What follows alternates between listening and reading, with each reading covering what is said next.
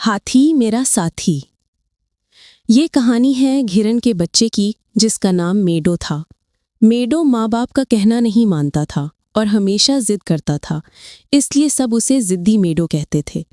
उसके माँ बाप उसे अक्सर समझाते, मेडो, बेजा जिद करने की ये आदत कहीं तुम्हें किसी मुसीबत में न डाल दे, इस आदत को छोड़ दो।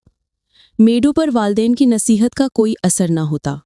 वो सुनी अनसुनी करता हुआ घास के मैदानों की तरफ भाग जाता। मौसम सरमा की एक खुशगवार शाम थी।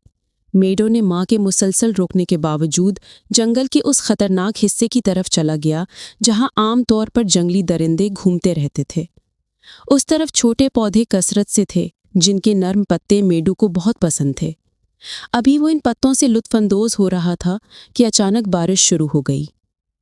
बादलों के गरजने और बिजली के कड़कने की आवाज़ों से मेडू खौफजदा होकर एक दरख्त के तने से चिपक गया। बादल खूब बरस रहे थे। कुछ देर बाद अंधेरा भी छा गया। बारिश में भीग जाने की वजह से मेडू को सर्दी लग रही थी। उसे अपना घर और माँ बाप याद आ रहे थे। उसने सोचा, अगर कोई दरिंदा इधर आ निकला तो क्या होगा? मैं आसानी से उसका नवाला बन जाऊंगा। आखिर मैंने माँ की बात क्यों नहीं मानी? अब वो पछता रहा था। कई घंटों के बाद जब बारिश रुक गई तो मेडू घर की जानिब चल पड़ा, लेकिन घप अंधेरा होने की वजह से उसकी समझ में कुछ ना आया। रास्ता भटक गया था। कुछ देर तक जंगल में भटकते रहने के बाद उसने तलाश तर्क कर दी और रात गुजारने के लिए घनी झाड़ियों के दरमियान दुबक कर बैठ गया। जंगली जानवरों की खौफनाक आवाज़ों से जंगल गूंज रहा था और मेडू पर दहशत तारी थी। रात किसी न किसी तरह गुजर गई। सुबह हुई तो मेडू की जान में जान आई और उसने घर का रास्ता ढूंढना शुरू कर दिया। वो काफी देर तक जंगल में इधर उधर भटकता फिरा, लेकिन नाकाम रहा। घने जंगल से गुजरकर वो झील के करीब पहुंचा तो एक शेर किसी तरफ से छलांग लगाकर उसके सामने आ खड़ा हुआ। शेर भूखा लग रहा था और मेडू से मुश्किल से 20 फीट की दूरी पर था। वो मेडू को खूंखार निगाहों से घूर रहा था, जैसे कह रहा हो, मुझसे बचकर कहाँ जाओगे? मैं भूखा हूं और तुम्हारा नर्म गोश्त यकीनन मेरी भूख मिटा देगा। मेडू ने पहली बार एक शेर को इतने करीब से देखा था। खौफ के मारे उसका बुरा हाल था। शेर जुस्त लगाकर मेडू को पकड़ने ही वाला था कि एक हाथी चिंघाड़ता हुआ मेडू और भूखे शेर के दरमियान आ गया। मेरे रास्ते से हट जाओ! शेर हाथी की तरफ देखकर दहाड़ा। तुम इसे नहीं खा सकते, हाथी बोला। ये एक बच्चा है। मैं भूखा हूं, शेर मेडू की तरफ बढ़ता हुआ बोला। और ये मेरा खाना है।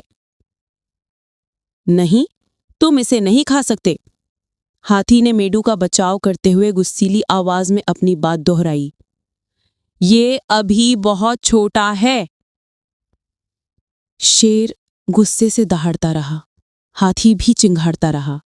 हाथी के तेवर देखकर आखिर शेर मेडू को घूरता हुआ वहां से चला गया। तुम यहां क्या कर रहे थे नन्हे दोस्त? हाथी ने अपनी सूंड से मेडू के सर को सहलाते हुए पूछा। क्या तुम नहीं जानते कि यहां कितना खतरा है? जानता हूं।